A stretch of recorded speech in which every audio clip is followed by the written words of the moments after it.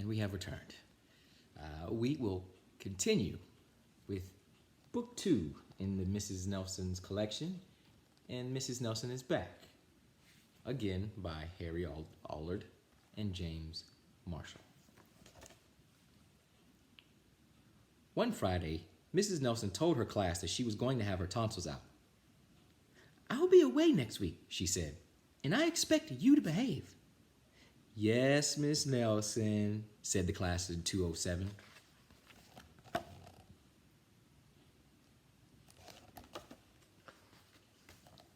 But at recess, it was another story. "Wow," said the kids. "While Mrs. Nelson is away, we can really act up." "Not so fast," said a big kid from 309. "Haven't you ever heard of Viola Swamp?" "Who?" said Mrs. Nelson's kids. "Mrs. Swamp is the meanest substitute in the whole world," said the big kid. "Nobody acts up when she's around." "Oh," said Mrs. Nelson's kids.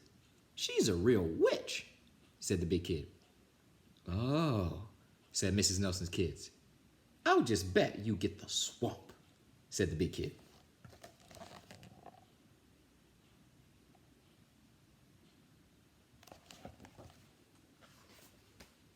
On Monday morning, Mrs. Nelson's kids were all in their seats.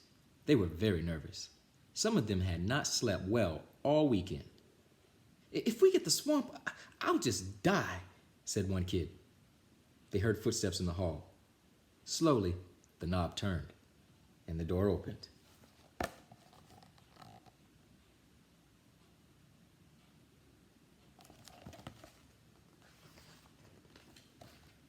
It was Mr. Blansworth, the principal. "I shall personally take over this class," he said. Mrs. Nelson's kids were so relieved, but they soon learned that Mr. Blansworth was not a lot of fun.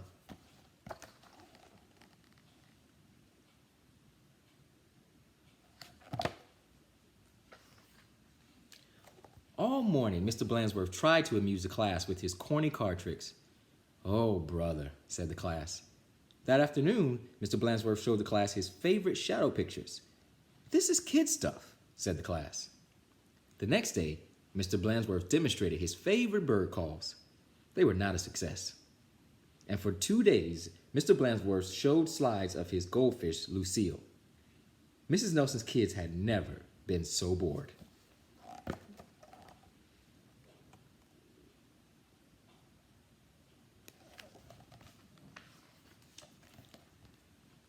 While dusting erasers in the schoolyard, 3 of the ringleaders of 207 discussed the situation.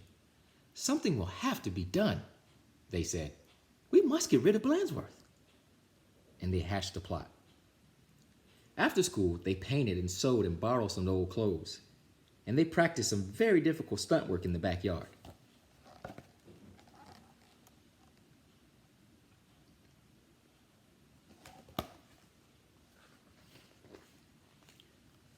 The next day, they weren't in class. "Well, that's too bad," said Mr. Blansworth. "They'll miss all the excitement." Mr. Blansworth was about to show the class his collection of ballpoint pens from all over the world when someone came to the door. Slowly, the knob turned, and the door opened.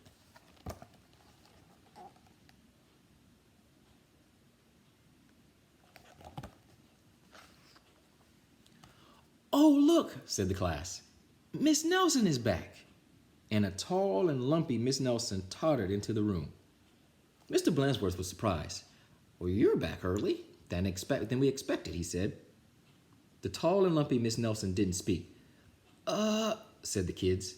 "Her throat must still be sore." "Are you sure you're well enough?" said Mr. Blansworth. "Yeah, she's sure," said the kids. "Well, in that case," said the principal, "I'll be getting back to the office. Nice to have you back, Miss Nelson." And he left the room.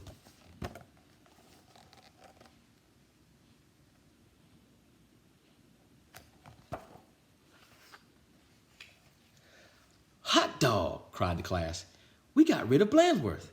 Now we can do just as we please." And at the stroke of 10, the kids of 207 left the building. No one stopped them. They went straight to the movies where they saw The Monster That Ate Chicago twice. This is really living, they said. Afterward, they went to Lulu's where they stuffed themselves silly. But soon, they made a serious mistake.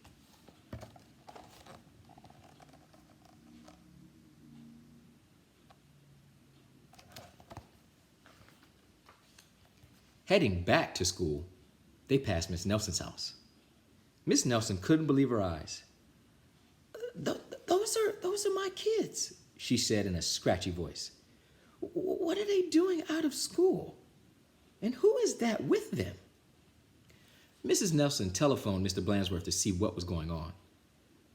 You're not Mrs. Nelson, said Blansworth. Mrs. Nelson is back. And he hung up the phone.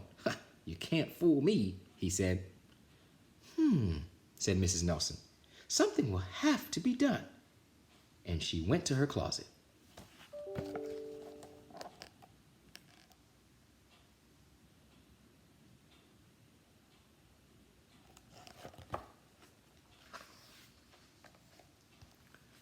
Back in 207, Mrs. Nelson's kids were spending an agreeable afternoon. They were very pleased with themselves. We should do this more often, they said. They did not notice the figure out in the hall. Slowly, the knob turned and the door opened.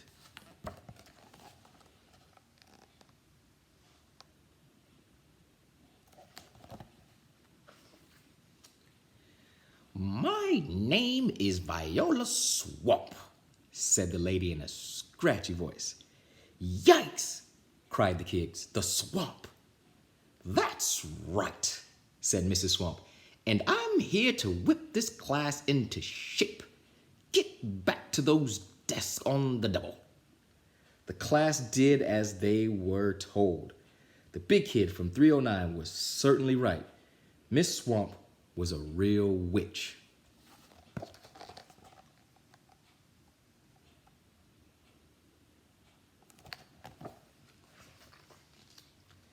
She knew how to get results. The class did a whole week's worth in no time. Oh, we shouldn't have gotten rid of Blansworth, they said. Pipe down, said the Swamp, or... Just then, something under the desk attracted her attention. It was a mask.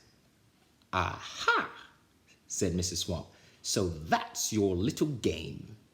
And she tried on the mask. Just as Mr. Blansworth stepped into the room. Oh, Mrs. Nelson, said Blansworth, I'm of the opinion that someone has been impersonating you. Uh-oh, whispered the kids. You don't say, said Mrs. Swamp. Probably just some kids acting up. I'm sure it won't happen again. And Mr. Blansworth left.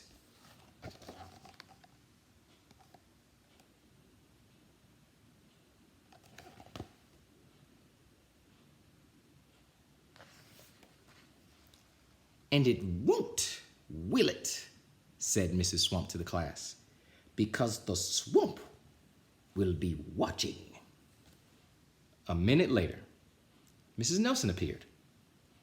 I'm back, she said.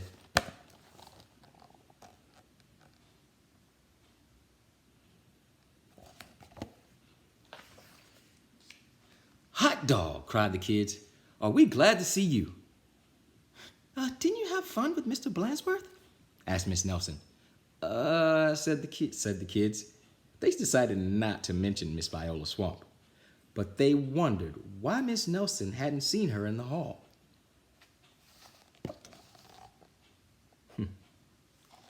The end. And that was book 2 of Mrs. Nelson Collection. I love these books. These are really, really, really fun. And I didn't even really notice it. It said in the top of the thing saying, give this to your most favorite teachers. So, yeah. So for you, all you teachers out there, and you substitute teachers out there as well, too. Got you. So I hope this book, this reading was really good. And I hope you enjoyed it. And it's a really good book, and you should go pick it up. But as always, you don't have to take my word for it.